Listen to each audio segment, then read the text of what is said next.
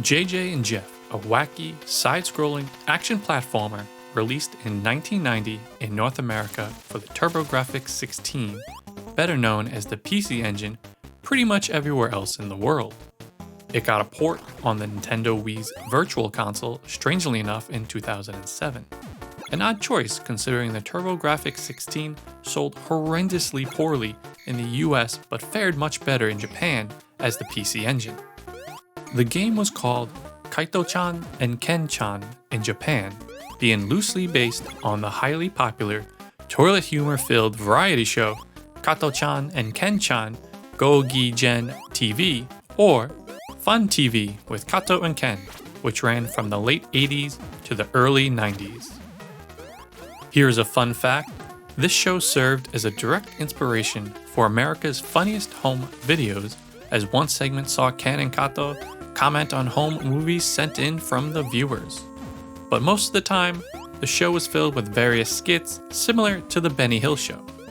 One in particular featured the hosts as a detective agency, which serves loosely as the backdrop for the game. Bringing the game to the States didn't really make sense in 1990, and even less sense back in 2007 when it was re-released. The game was heavily censored, and the comedy duo were replaced by generic white American detectives. You were given a choice to play as either person, but it doesn't matter who you control, as the entire experience is the same, and essentially, you won't be having a good time. Movement is sloppy at best, and your momentum keeps you from stopping or changing direction, making it nearly impossible to run through a stage without falling off the edge of a platform or running into an enemy. If you have played Adventure Island, you may swear this was essentially a reskin release, as you leap over boulders and must avoid campfires that kill you in one hit. Except, you don't get a skateboard power-up, but hey, look, that melon looks awfully familiar, and it does replenish your vitality. Not to mention, your life is constantly ticking down, forcing you to quickly get through each of the stages, which only exacerbates the problems with the imprecise movement and terrible jump mechanics.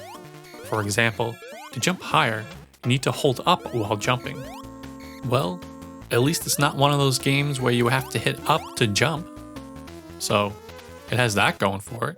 Along the way, it seems that everything is out to get you, from leaping gophers that chase you down, groups of flying insects, sewer rats, aggressive bulldogs, and even dinosaurs? You can jump on everything, but if that fails, and it will, you can utilize a very short front kick or a longer range plume from an aerosol spray. This is part of the game's censorship outside of Japan, as Kato and Ken would squat down and rip deadly farts towards their foes instead. However, terrible hit detection means you'll be taking damage when you think you've jumped on top of an enemy to kill them. Besides kicking animals, you can kick signs, water fountains for coins. Heck, even your partner appears in a garbage can throwing cans of soda at you. He'll even appear squatting behind some foliage wearing a bear mask, giving you the chance to kick him while indisposed.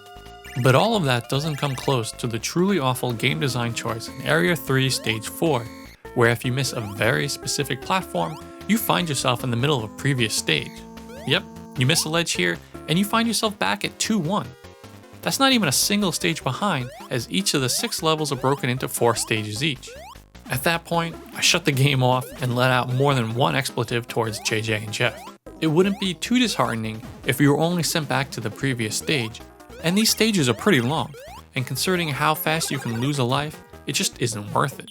Thanks to modern conveniences such as save states, it is serviceable, but without them, I don't think I would ever continue playing. Slot machines are located in hidden locations, typically behind doors or in the restroom, giving you a chance to gamble your coins for items.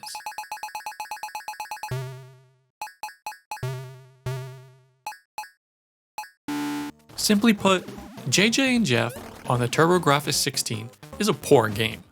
I struggled to find a single redeeming factor. The movement feels almost the worst of any platforming I've ever played, especially considering you'll be sliding right off the edge, and to make higher and longer jumps, you need to hold up while moving. In addition, there are plenty of needlessly hidden platforms that only appear after you kick precise spots in the air. But hey, the game features animal poop that causes you harm,